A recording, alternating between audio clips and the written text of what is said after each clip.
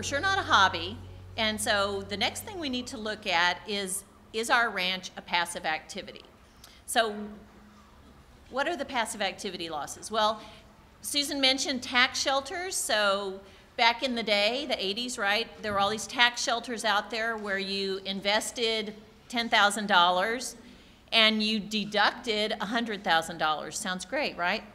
Well, the IRS put in some rules in 1986 to start disallowing these type of losses from tax shelters. And they were called the passive activity loss rules. So what they did is they created basically 3 buckets of income. So you have your bucket of income that has your investments, so interest, dividends, royalties, capital gains. Your operating business, where you have your principal business, your wages, things like that, and then your bucket of passive activities. And so if your bucket of passive activities has a loss, those losses can't jump over to offset income out of the other buckets. So that's where we are with passive activities. And so why do you care? My ranch is not a tax shelter, right? It's not a, what is it, a jojoba farm or one of the other things that everybody invested in the 80s. Well, passive activity losses are not just for tax shelters. They apply to all businesses, and it's an hours-based test. And so after the hobby loss rules, so you've done a great job on that, the next line of attack by the IRS is the passive activity loss rules to try to disallow the losses from your ranch activities. So how do I know if my ranch is a passive activity? Well, like I said, it's hours-based test, and they want to see if you materially participate. And so there's hundreds of pages of regulations and rules on this test, but it's going to talk about basically the 2 tests that we usually use on our ranch clients. And the first one's really easy. Do you spend 500 hours a year working on your ranch? So that's a no-brainer to figure out how to do that one. And the next one is the substantially all test. So I have a ranch and I spend 200 hours a year, but that's all that it takes. There's nothing else to do, and so that would be, I do substantially all the work at the ranch. Well, kind of the trick here is what kind of hours will qualify under these tests.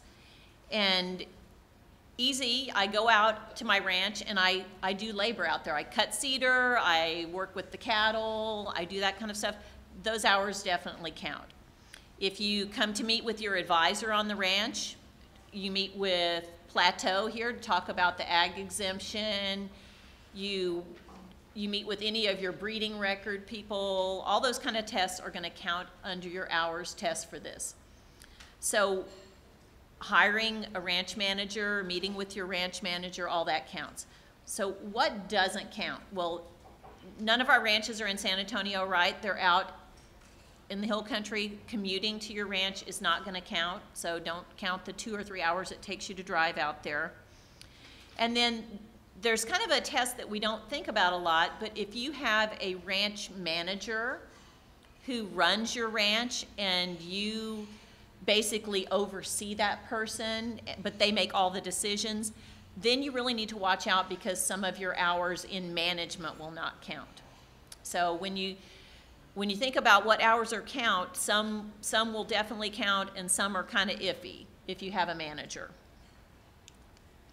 So what do you need to do to make sure you don't lose these ranch tax deductions?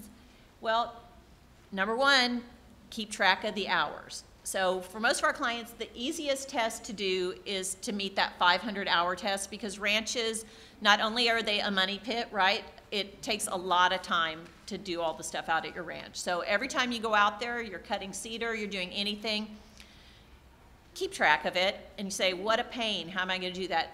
Outlook on your phone, on that calendar, just make a note on your calendar. I went out there and I spent 4 hours cutting cedar. I had a meeting with the cattle breeder and I talked about what breed of cattle I was going to work on. So keep track of all that on your calendar. And all right, so we haven't done that in the past. How many people did not keep track of their hours on their ranch last year?